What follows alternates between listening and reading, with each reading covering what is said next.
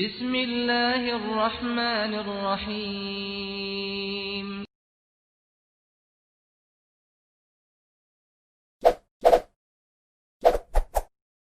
Subscribe, like, and share.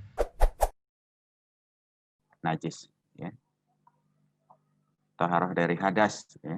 Itu kita mengenal hadas kecil dan juga hadas besar. Kemarin kita sudah berbicara hal-hal yang berkaitan dengan taharah, ya, yang berkaitan dengan najis. Kemudian kita lanjutkan dengan hal-hal yang berkaitan dengan taharah, ya. Tadinya ada hal-hal yang berkaitan dengan taharah, ya. Kalau berhadas kecil dengan berwudu, berhadas besar dengan mandi wajib, ya. Kemudian dalam situasi tertentu, ya, karena ketiadaan air, ya, atau keterbatasan air, maka kemudian ada pilihan, ya, yang diberikan oleh Allah Subhanahu wa taala dengan tayamum. Wa tayamamu sha'idan thayyibah, ya. Jadi tayamum menjadi salah satu pilihan untuk apa? Untuk melaksanakan taharah, ya. Disinilah satu hal yang diberikan oleh Allah Subhanahu wa taala, bahwa yuridullahu bikumul yusra wa la yuridu bikumul usra. Bahwa Allah inginkan kemudahan dan tidak inginkan kesulitan, ya. Berkenaan dengan hadas, ya.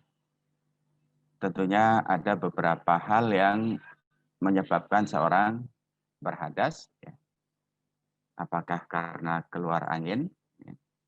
Apakah karena mengeluarkan kotoran, ya, atau tinja, apakah karena mengeluarkan cairan, ya. Cairan yang berupa air kencing, ya, atau cairan yang berupa wadi, atau cairan yang berupa mazi, ya. Yang tentunya masing-masing punya konsekuensi hukum yang berbeda. Kemudian dalam konteks bertoharoh, ya, ada perangkat-perangkat toharoh yang bisa digunakan, ya. Jadi kalau kita kembali kepada apa yang disampaikan oleh Allah Subhanahu wa taala, ya, berkaitan dengan beberapa hal, ya, yang bisa dipergunakan, ya, untuk bertoharoh, ya. Tentunya air, ya, menjadi satu hal yang paling utama, ya. Bagaimana doa yang kita baca, ya, ketika yang membaca doa iftitah dengan Allahumma ba'id baini, ya, baina khotoya ya kama ba'ata bainal masyriqi wal maghrib, ya. Oh manakini minal khotoya kama nakosabul abyadu. Jadi ketika seseorang itu berusaha untuk membersihkan, ya, kotoran, ya, yang ada pada dirinya, ya, apakah karena terkena najis, apakah karena berhadas, ya. Tentunya kita akan mencermati kaitannya dengan posisi, ya, posisi ketika kita bertaharah, ya. Jadi ketika kita bertaharah dengan air, ya, tentunya yang harus kita perhatikan pertama adalah kaitannya dengan kesucian dari air itu sendiri. Jadi ketika kita bertaharah dengan air, ya, kesucian air itu yang menjadi hal yang utama, ya. Maka kalau kita cermati apa yang disampaikan oleh Allah Subhanahu wa taala berkaitan dengan penggunaan air, ya, di dalam surat An-Anfal, ya, ayat 11 Allah sampaikan, A'udzubillahi samil alim minasyaitonir rajim. Wa yunazzilu 'alaikum minas sama'i ma'a liyutahhirukum bih. Dalam ayat ini Allah sampaikan bahwa telah diturunkan kepada kalian air dari langit untuk apa? Liyutahhirukum bih. Ya, untuk kalian bersuci. Kemudian juga di dalam surat yang lain, ya, surat Al-Furqan, ya, ayat 28, di mana Allah Subhanahu wa taala menyampaikan wa anzalna minas sama'i ma'an tahura. Dan kami telah turunkan dari langit ma'an tahura. Ya. Artinya air yang suci. Ya. Kemudian dalam doa iftitah yang juga Allah sebutkan cara, ya, membersihkan dengan apa? Dengan air, ya, dan juga dengan salju dan juga dengan embun. Seperti doa yang di dalam iftitah, ya. Allah maksilni minal khotoya, ya, bisalji wal ma'i wal barad. Jadi kayaknya dengan air, ya. Ini pun ada beberapa macam air. Kemudian air pun juga bermacam-macam, ya, tidak aja air, ya, yang ada di darat, ya, tapi juga air laut, ya. Jadi ketika berkenaan dengan air, maka air laut pun juga dibenarkan untuk apa? Untuk bertoharoh.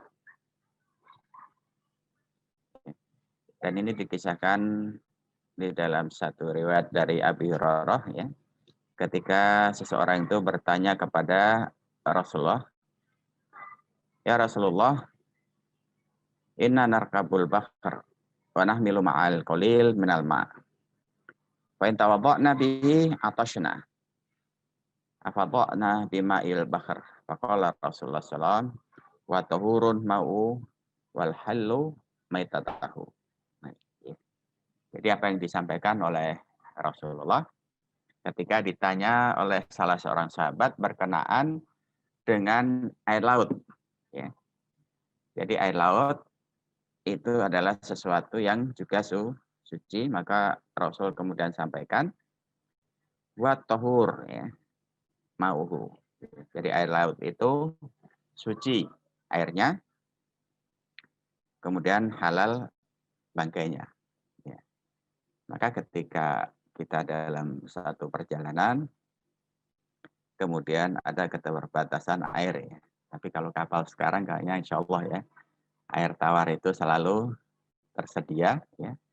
Bahkan ada juga musola, ya, kalau kita perjalanan, ya, beberapa hari naik kapal, di sana insya Allah, ya, kesedar air itu cukup, ya.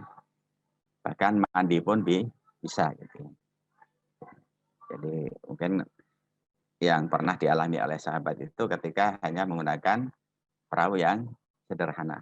Tapi untuk saat ini ketika kita menggunakan kapal, insya Allah tidak masalah, ya. Karena apa? Karena persediaan air insya Allah cukup. Apalagi perjalanan berhari-hari, ya. Tentunya air menjadi satu kebutuhan yang pokok. Begitu juga ketika air itu tertampung, ya, tertampung di dalam satu tempat, ya, dalam waktu yang lama. Misalnya kalau di kawasan-kawasan tertentu, ya, air yang dipakai adalah air yang ditampung di dalam satu tempat penampungan yang besar, ya. Kalau kita naik ke Merapi, di sana di bagian pengawas, ya, di sana kita akan temukan air yang ada di dalam bak penampungan yang besar, ya. Itu sebagai apa? Sebagai penampungan untuk apa? Untuk melakukan satu kebutuhan-kebutuhan, ya. Jadi biasanya air hujan, ya, itu ditampung, ya. Maka ketika air itu selamanya tidak ada bercampur dengan apapun, maka ulama sepakat bahwa itu adalah air yang mutlak. Meskipun apa? Meskipun dibiarkan dalam waktu yang lama. Atau begitu pula ketika ada air yang ditampung dalam satu danau ya. Kalau di Tapak Tuan di sana ada danau air tawar. Maka tentunya ketika air itu berada di situ dalam waktu yang lama, ya, tentunya dia tetap posisinya air mutlak yang bisa dipergunakan untuk bersuci. Begitu juga ketika seseorang berada di Masjidil Haram, kemudian dia berhadas kecil, ya, maka diperbolehkan berwudu dengan air Zam-Zam. Dan ini juga pernah dilakukan oleh sahabat Nabi, ya, ketika melakukan tawaf, ya, kemudian dia batal, kemudian ditanyakan kepada Rasulullah, ya, maka kemudian Rasulullah memberikan kebolehan untuk menggunakan air Zam-Zam. Ya. Jadi apa yang pernah dinyatakan oleh Rasul, da'a bisajal min ma'i Zam-Zam fasyariba minhu wa tawaddo. Jadi air itu, kemudian air Zam-Zam itu dipergunakan untuk berwudu dan juga dipergunakan untuk minum. Nah, ya.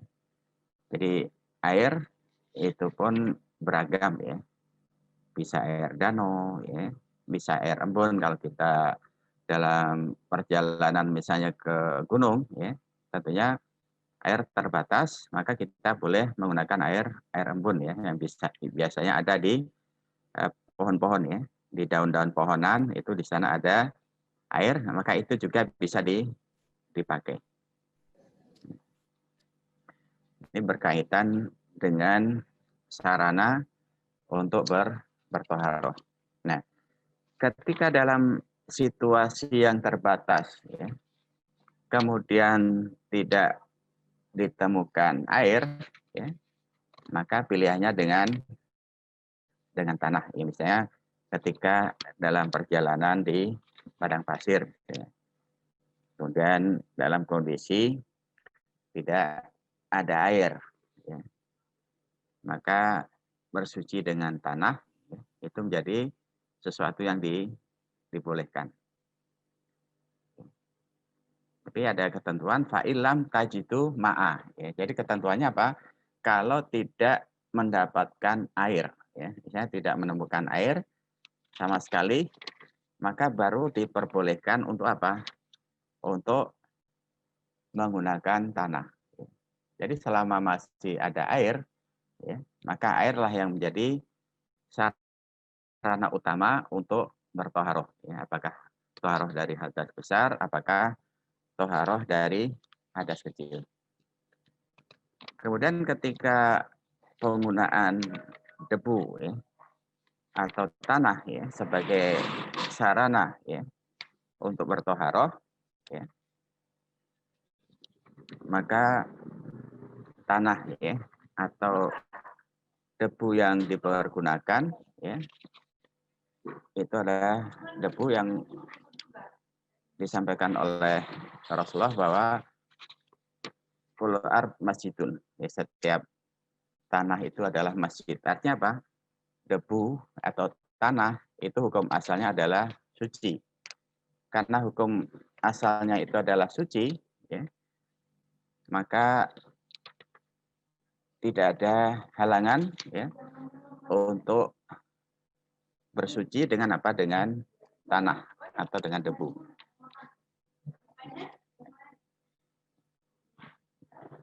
Apa yang menjadi dasar kebolehan ini? Ya, tentunya kaitannya dengan apa yang disampaikan oleh Allah Subhanahu wa Ta'ala. Di sini ada ketentuan ya, yang disebutkan dalam surat An-Nisa ayat 43. Wa in kuntum mardha aw 'ala safarin aw jaa ahadum minkum minal ghaid aw lamastumun nisa falam tajidu ma'a fatayamamu sha'idan thayyiban. Nah ini dasar dibolehkannya untuk apa? Untuk bertoharoh dengan tanah atau dengan debu. Di sini ketentuannya apa? Syaratnya falam tajitu. Ya, ma'a. Jadi kalian tidak mendapati air. Ya. Jadi kalau air itu tidak didapati, maka baru hukum bertayamum atau hukum menggunakan tanah sebagai pengganti air itu dibolehkan.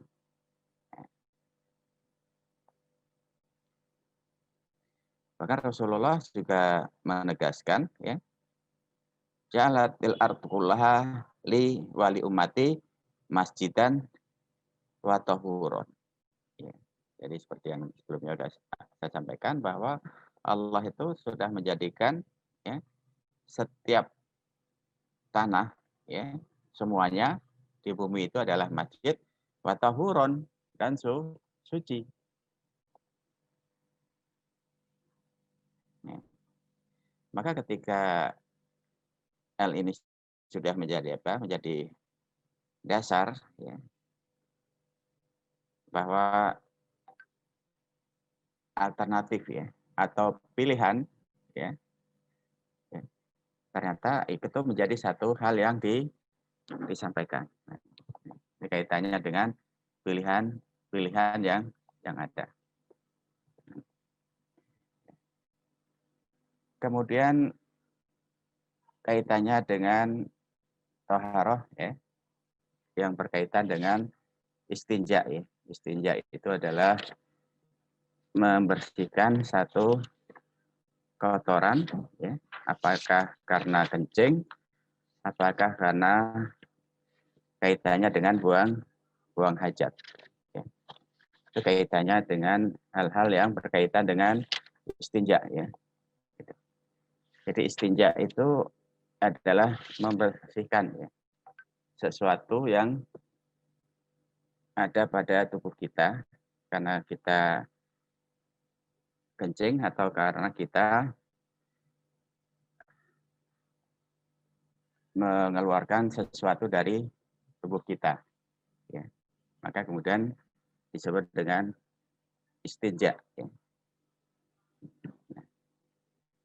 Maka ketika seseorang itu beristinja seperti tadi sudah kita sampaikan dalam konteks penggunaan, ya, maka penggunaan itu bisa dengan air, bisa dengan debu, ya. Nah, maka berkenaan dengan istinja, ya, kaitannya dengan membersihkan kotoran, ya, kotoran yang kaitannya dengan sesuatu yang kita keluarkan, ya. Jadi yang disebut dengan istinja. Jadi istinja itu adalah membersihkan kotoran.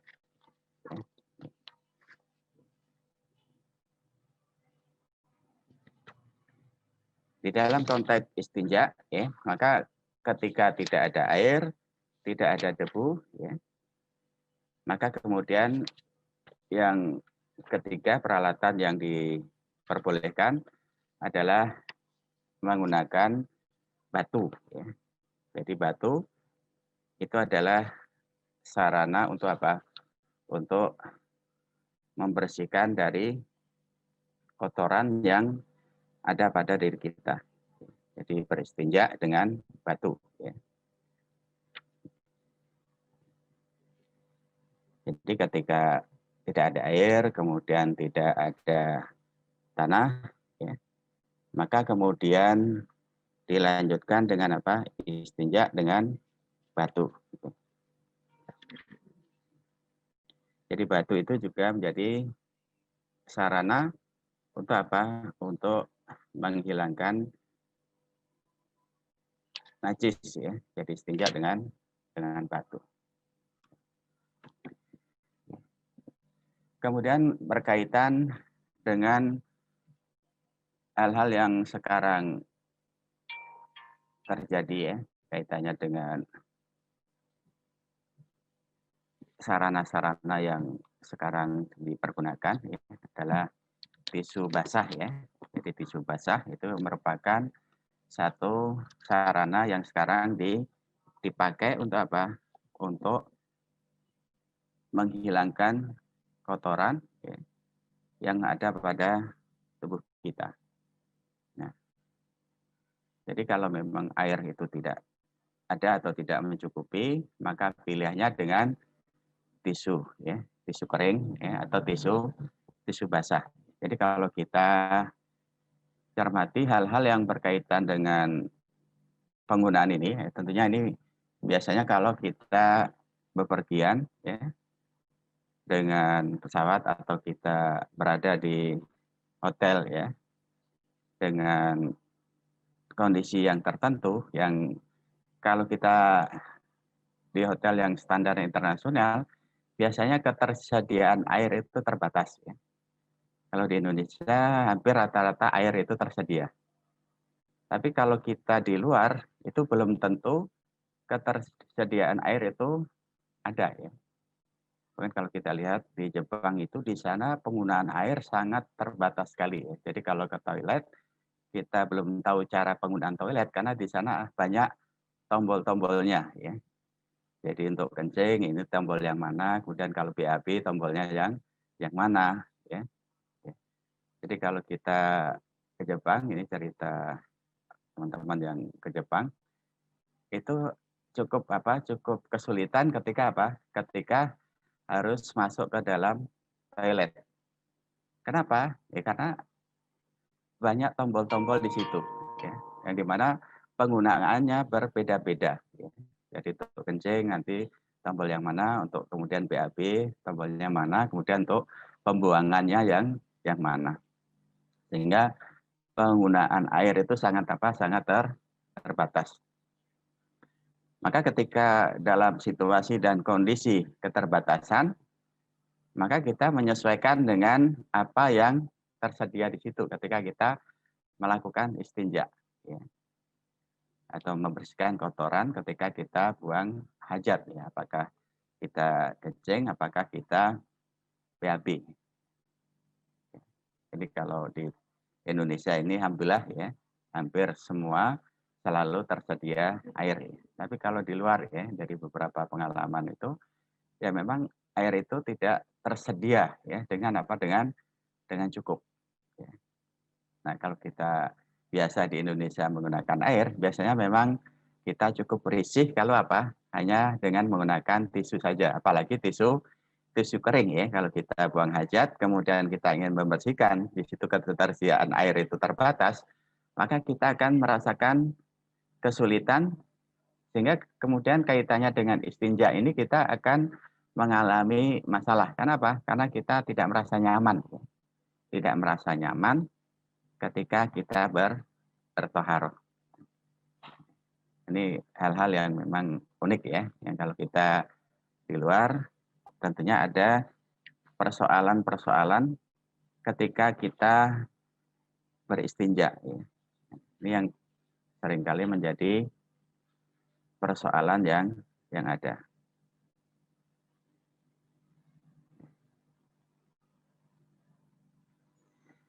Kemudian berkaitan dengan pola-pola ya, pola-pola di dalam bertoharoh ya, seperti yang sudah kita sampaikan pada pertemuan yang sebelumnya. Tentunya toharoh itu menjadi sesuatu yang penting di dalam kita melaksanakan kesucian ya, dalam rangka untuk membersihkan jasmani kita dari hadas dan najis. Nah, kemudian berkenaan dengan hal-hal yang menyangkut toharoh ya, maka tentunya setiap amal perbuatan ya, setiap amal perbuatan itu selalu diawali dengan niat. Jadi niat itu menjadi salah satu kunci ya, kunci di dalam bertoharoh. Ya. Jadi ketika kita melaksanakan satu amalan apapun ya, sebagaimana yang disampaikan oleh Rasulullah ya, kullu amalin la yubda'u bi bismillahi akto. Ya. Setiap amal perbuatan yang tidak dibersamai ya dengan niat karena Allah bahwa akto, maka dia sia-sia ya. Jadi karena akto sia-sia, maka semua perbuatan itu harus diawali dengan niat ya. Jadi niat ini menjadi sesuatu hal yang sangat penting di dalam kita melaksanakan taharah. Ya, jadi ketika kita bertaharah, maka taharah itu menjadi sesuatu hal yang sangat penting. Ya. Maka ketika kita melaksanakan apapun, ya, maka niat itu menjadi satu hal yang mendasar.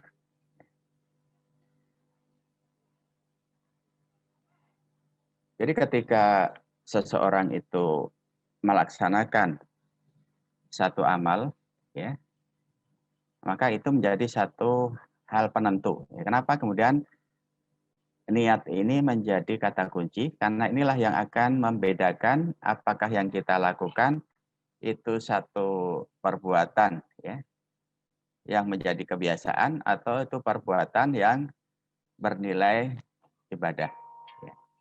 Nah, karena ini adalah satu hal yang berkaitan dengan ibadah, maka niat ini menjadi kata kunci dari segala aktivitas kita. Ya, bukan hanya berkaitan dengan toharoh, ya, tapi semua, ya, semua aktivitas kita ketika kita melakukan satu amal perbuatan, maka niat inilah yang kemudian nanti menentukan apa yang harus kita lakukan. Apakah hanya sekedar kebiasaan atau itu adalah sesuatu hal yang harus kita tata kembali atau kita tasdid kembali niat itu. Oke. Ini beberapa hal yang berkaitan dengan pernik-pernik toharoh, ya, kaitannya dengan hal-hal yang memang harus kita cermati pada saat ini, bagaimana kita berusaha untuk mengkondisikan, ya, toharoh itu dalam berbagai macam kesempatan, ya, karena Allah sudah sampaikan bahwa Allah sangat mencintai orang-orang yang senantiasa bersuci. Kemudian kaitannya dengan tata cara seperti yang sebelumnya sudah kita sampaikan, ya, kaitannya dengan sarana-sarana dan juga kaitannya dengan tata cara, ya, baik itu berwudu, baik itu mandi. Kemudian mandi pun kita mengenal ada mandi sunnah, ada mandi wajib, ya. Maka sarana-sarana inilah yang harus kita perhatikan betul agar ketika kita melakukan ibadah itu betul-betul sesuai dengan kondisi kita dalam posisi suci, ya, karena ibadah yang mahdoh, ya, itu sudah ada ketentuan, ya, bahwa ketika kita melaksanakan ibadah mahdoh, sholat, ya, la sholata bi ghairi tahurin, tidak sah sholat seseorang itu kalau dia tidak dalam kondisi bersuci. Karena tidak dalam kondisi bersuci, maka dia tidak diterima. Ini beberapa hal yang berkaitan dengan pernik-pernik toharoh, ya. Mungkin kita lebih banyak nanti bisa berdialog atau berdiskusi kaitannya dengan pernik-pernik toharoh ini, ya. Mungkin ada hal-hal yang sebelumnya terlewat atau mungkin ada hal-hal yang sebelumnya belum tersampaikan, maka boleh ditanyakan, ya. Kalaupun ada cacat sebelumnya yang belum terbahas, maka bisa di recovery lagi untuk bisa kita diskusikan bersama. Aku qouli hadza wastaghfiru innahu wal ghafurur rahim. Assalamualaikum warahmatullahi wabarakatuh. Waalaikumsalam warahmatullahi wabarakatuh. Jazakallah Tat atas materi yang kembali disampaikan, karena memang mengingat urgensi dari pernik-pernik taharah ini, maka perlu memang diakses kembali, disampaikan kembali, ditekankan kembali terkait materi ini. Dan alhamdulillah terkait materi yang telah disampaikan 2 pekan yang lalu di pertemuan keempat juga memang kita bahas hal yang sama di pernik-pernik taharah. Hanya saja kalau yang dulu beberapa memang diakses terkait tata cara soal mandi wajib dan juga mandi sunnah terkait persiapan Jumatan. Monggo kepada para jamaah yang lain, jikalau ada materi ataupun ada aplikasi-aplikasi taharah yang perlu didiskusikan kembali, karena mengingat urgensi dari taharah ini memang menjadi satu syarat mutlak dalam kita melaksanakan ibadah. Begitu.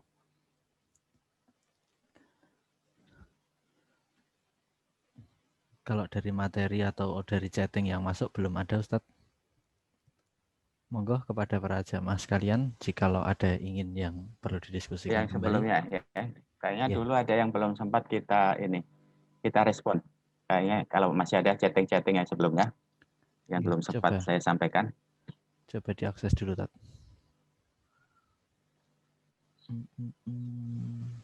Zoom. Tanggal 28.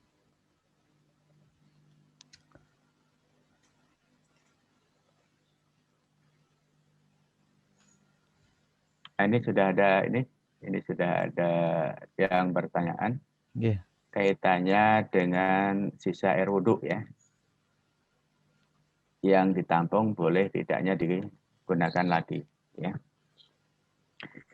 Jadi penggunaan ya air mustakmal ya.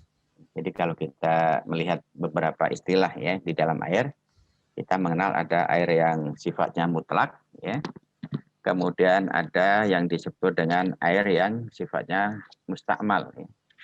Jadi kalau air mustakmal itu air yang sudah dipergunakan untuk bertoharoh. Kemudian bagaimana penggunaan al-ma'us mustakmal, ya? Air yang sudah dipergunakan. Ya. Jadi berkaitan dengan air yang dipergunakan untuk wudhu ataupun untuk membasuh ya.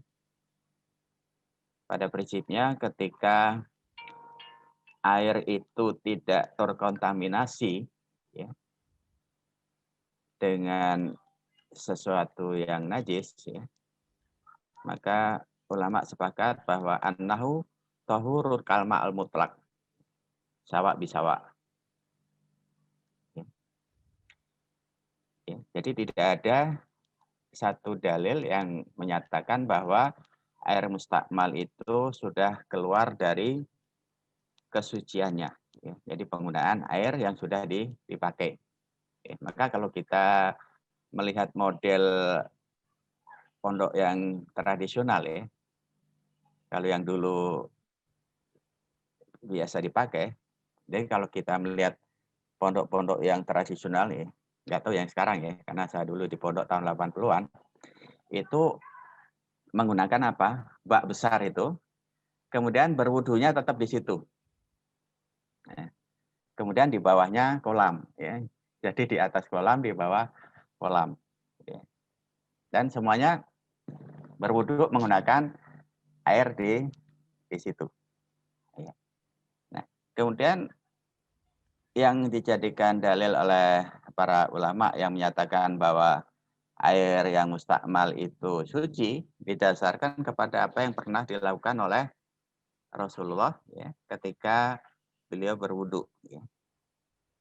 Jadi apa yang pernah disampaikan oleh Robi ya, bin Muawad ya, ketika mensikapi sikap wudu Nabi, ya, beliau menyampaikan wa masaha ra'sahu bima baqiya min wudu'i fi yadayhi.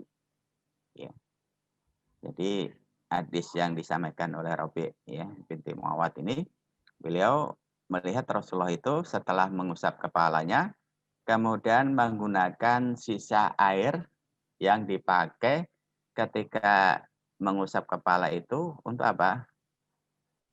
Untuk dipergunakan lagi.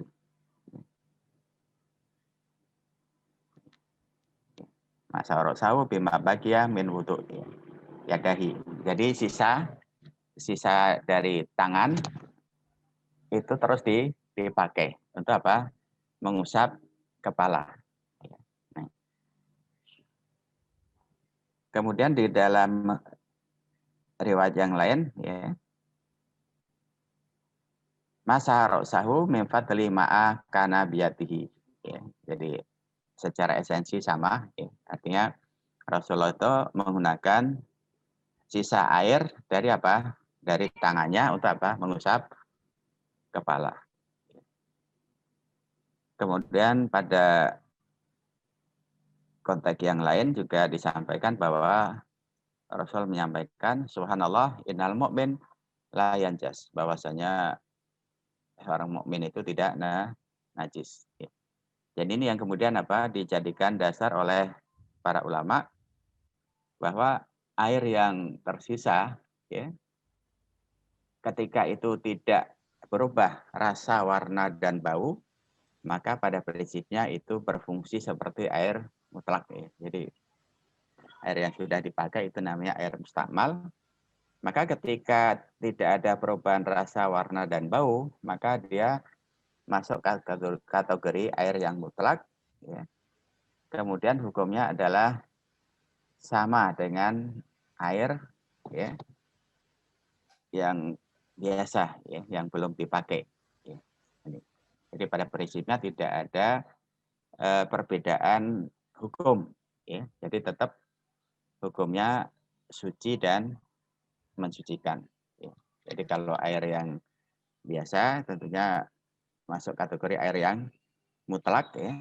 Seperti tadi saya sampaikan ada air sumur, ada air sungai, air kolam, air danau ya. Ini semuanya prinsipnya adalah air yang mutlak. Kemudian kalau air mustakmal, air yang dipergunakan. Ya, selama air yang dipergunakan itu tidak ada perubahan ya, rasa, warna, dan bau, maka pada prinsipnya air itu masih dalam posisi suci dan mensucikan. Termasuk juga air yang kholatut tohir, ya, air yang bercampur dengan sesuatu yang suci. Ya. Ini juga tetap posisinya suci. Misalnya ketika kita mandi kan kadang-kala ada sampo ya, buih sampo yang masuk ke dalam bak mandi kita. Ya. Meskipun di situ ada air sampo atau air sabun ya, yang masuk ke dalam bak kita, selama itu tidak kemudian mengubah ya bak mandi itu, maka dia tetap posisinya apa? Posisinya suci dan mensucikan. Ya. Jadi selama apa? Selama tidak keluar dari kemutlakannya, ya, tidak ada perubahan rasa ataupun dari bau, ya, ataupun dari warna. Ya. Jadi ketentuannya apa? Selama tidak ada perubahan. Ya. Jadi air mustakmal, selama itu tidak ada perubahan, maka hukumnya tetap suci dan mensucikan, sebagaimana air yang mutlak. Ya. Seperti yang tadi saya sampaikan kaitannya air yang ditampung ya, air penampungan ya. Kemudian dipakai, mungkin kalau kita di pegunungan yang punya keterbatasan air, maka air itu masih bersih, kemudian ditampung lagi. Kalau yang kemudian kreatif ya, sekarang kan ada teknologi yang kemudian digunakan untuk apa? Untuk memanfaatkan air yang dipakai untuk berwudu. Jadi atau untuk air yang berwudu itu nanti ditampung, setelah ditampung digunakan obat untuk mensucikan dari bakteri, kemudian dinaikkan lagi untuk apa? Digunakan lagi. Ya. Jadi sekarang kan ada teknologi untuk apa? Untuk daur ulang. Ya. Sehingga air itu kemudian tidak hilang. Ya. Sehingga air itu masih bisa terus dimanfaatkan. Ya. Tentunya ketika memang sudah ada sarana yang kemudian dipakai sehingga air bekas berwudu itu tidak lagi kemudian hilang, ya, tapi itu diolah lagi, ya, kemudian dipakai lagi untuk berwudu. Ya. Itu kan mustakmal hakikatnya. Tapi selama tidak ada perubahan rasa, warna, dan bau, maka tidak ada masalahnya. Jadi untuk saat ini ada beberapa masjid yang sudah mengelola pola seperti itu, sehingga air wudhu itu tidak dibuang, tapi air wudhu itu ditampung, kemudian diprosesing, ya. Setelah itu dinaikkan lagi ke tempat penampungan, kemudian dipakai lagi untuk berwudhu. Itu pada hakikatnya itu juga air mustakmal. Ya. Tapi ketika sudah berproses, kemudian di situ sudah terjaga kesuciannya, maka meskipun dia digunakan berkali-kali, ya fungsinya tetap suci dan mensucikan. Ini salah satu teknologi saya kira yang cukup efektif, ya, meskipun belum semua menggunakan, ya, model yang seperti ini. Ya. Tapi kalau ada yang mempergunakan, saya kira itu sangat menghemat air. Artinya apa? Air itu tidak kemudian habis begitu saja, tapi dia akan terus berputar, terus bisa dimanfaatkan. Ya. Nah, saya kira dengan kemajuan teknologi, saya kira ini satu hal yang memang menjadi satu sarana, ya. Di kita mungkin karena air masih begitu melimpah, ya, barangkali belum terpikir bagaimana kemudian mendaur ulang, ya, mendaur ulang air sehingga air itu bisa terus dipergunakan. Kalau kita lihat model-model kolam renang itu kan seperti itu, ya, diputar airnya kemudian dibersihkan lagi, masukkan kembali. Nah, saya rasa kalau kemudian masjid, ya, memiliki kemampuan untuk mengolah air sehingga air wudhu itu tidak lagi terbuang sia-sia, tapi bisa terus, ya, dimanfaatkan. Nah, saya kira ini sangat menghemat, ya, menghemat air. Kan air tidak terbuang, meskipun ini posisinya air mustakmal.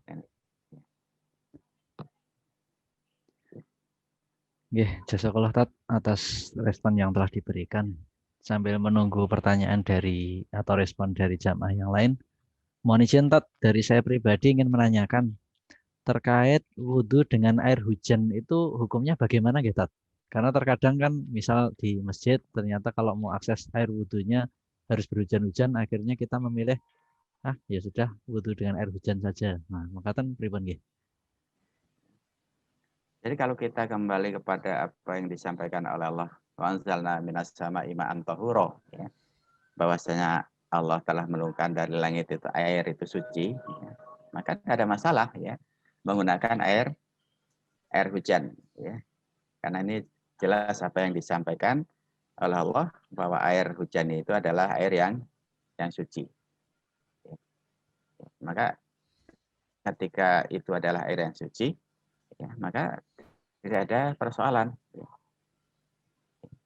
Meskipun kaitannya dengan sisi higienis, ya, mungkin, ya, karena air hujan itu kan masih langsung, ya, belum ada filter, ya, mungkin masih dicampur dengan bakteri, mungkin masih bercampur dengan dengan debu, ya, karena ketika curah hujan itu kan barangkali ada debu-debu yang kemudian turun, ya, bersamaan dengan curah hujan. Ya. Tapi saya prinsipnya nggak ada masalah gitu, ya, karena apa?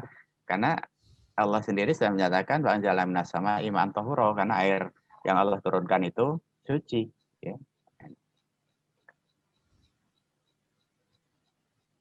Nah, ini kaitannya dengan, ini ada pertanyaan kaitannya dengan tayamum, ya. Apakah tayamum bisa mengganti mandi junub, ya? Kemudian apakah tata caranya sama tayamum untuk mengganti wudhu, ya? Jadi kalau kita melihat kisah, ya, yang pernah terjadi di masa Rasulullah, ya. Jadi kan di masa Rasulullah, sebelum Rasulullah mengajarkan kepada umatnya tentang apa? Tentang tata cara tayamum, ya. Jadi kalau kita lihat ya dari apa yang pernah disampaikan di dalam sebuah hadis ya, di mana waktu itu ketika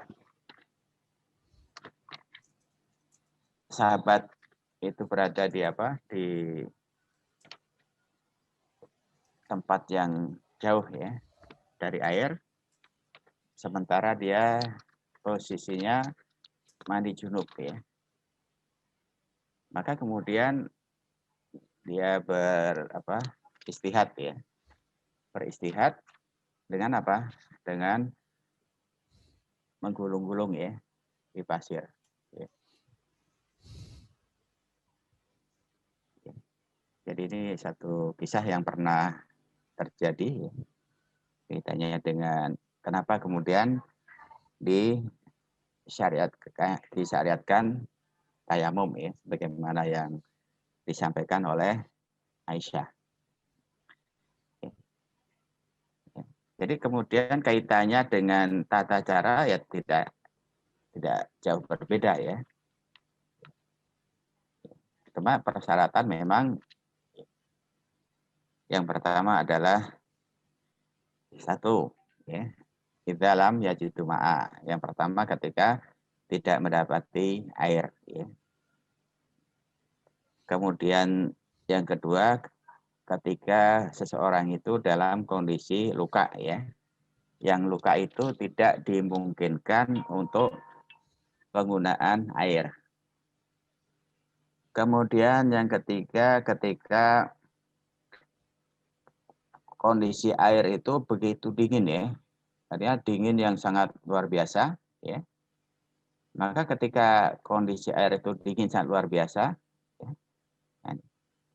maka dibolehkan dengan tayamum. Jadi kalau ingin merasakan dingin yang luar biasa itu di bulan Agustus pergi ke daerah Dieng. Di sana ada satu wilayah yang airnya luar biasa dinginnya. Bahkan yang kemarin itu sempat -4 ya.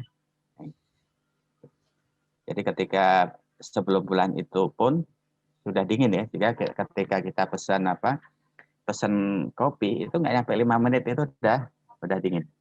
Jadi kalau kondisi airnya sangat dingin ya, yang tidak dimungkinkan, maka apa? Diperbolehkan untuk bertayamum. Jadi itu syaratnya apa? Memang tidak ada peluang untuk menggunakan air karena beberapa sebab tadi.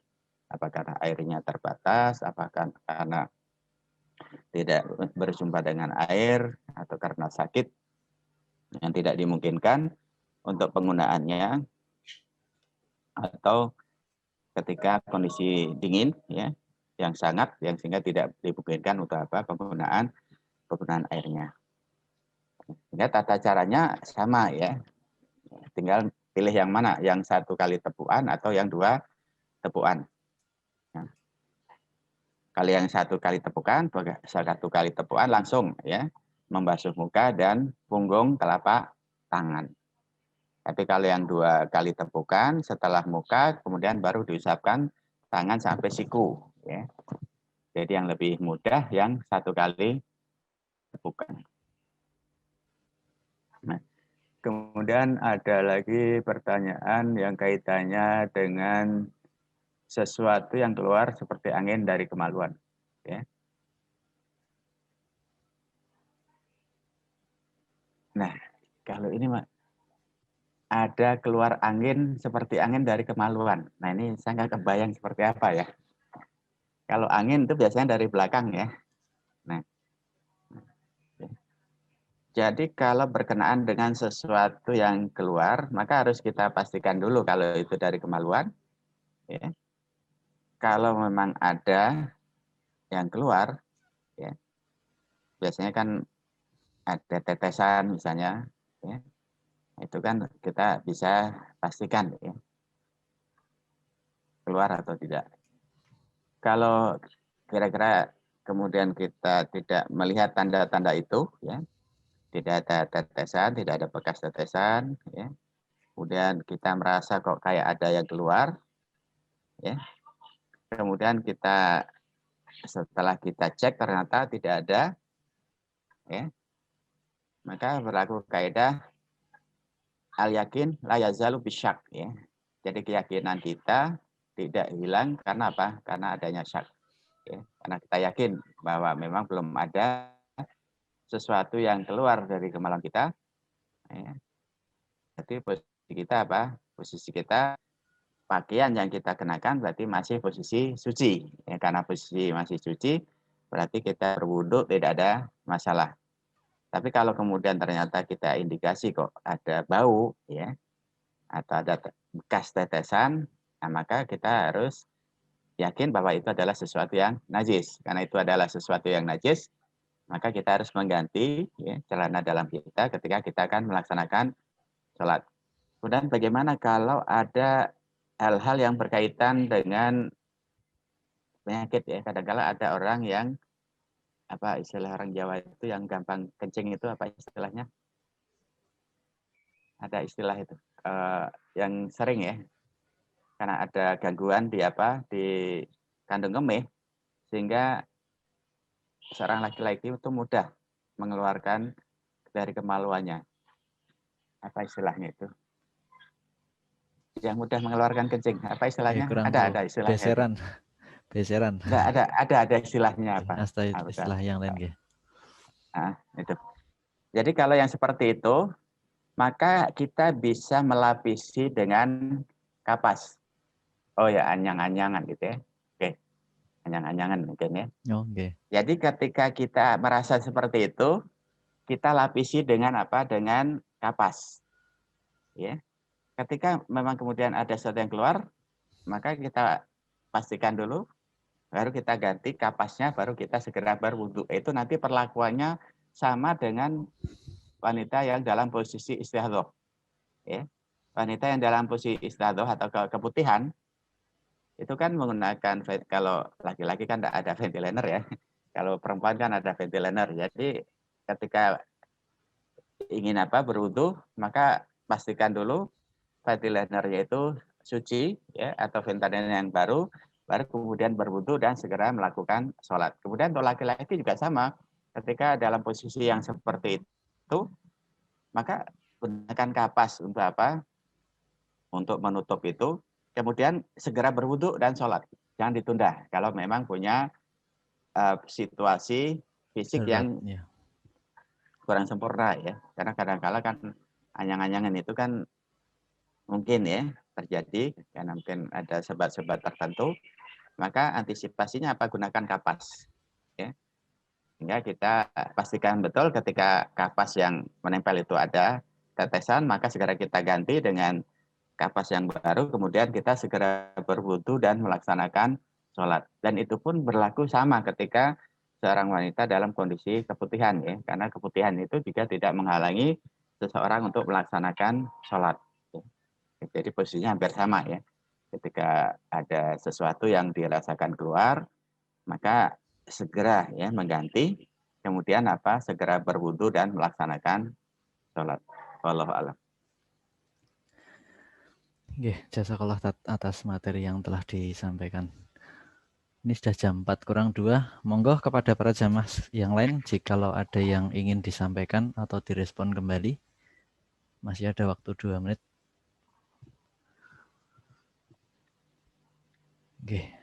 Sambil ditunggu, Tat.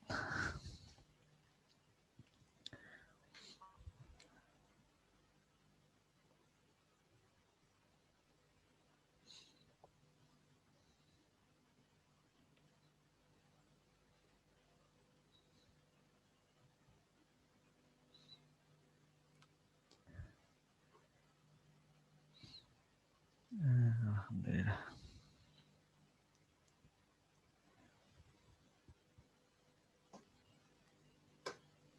Sekiranya belum ada, Tat, yang disampaikan, dan saya cek dari pertanyaan yang masuk dari pertemuan tanggal 28, alhamdulillah semua pertanyaan yang masuk sudah diakses, Tat, dan sudah direspon oleh Ustadz, jadinya alhamdulillah tidak ada PR begitu. Mungkin itu, Tat, untuk hari ini. Dan karena waktu sudah menunjukkan pukul 17, sudah jam 5 tepat, mungkin untuk materi hari ini kita cukupkan di sini dulu. Mohon izin kepada para jamaah sekalian, dan karena sudah jam 5 persis, nggih. Semoga materi yang tadi disampaikan oleh Ustadz Zulhan memang benar-benar menguatkan kita, benar-benar menggarisbawahi bahwa toharoh itu urgent, toharoh itu penting untuk kita pelajari dan kita kondisikan, kita jaga untuk sebagai persyaratan utama dalam kita melaksanakan ibadah.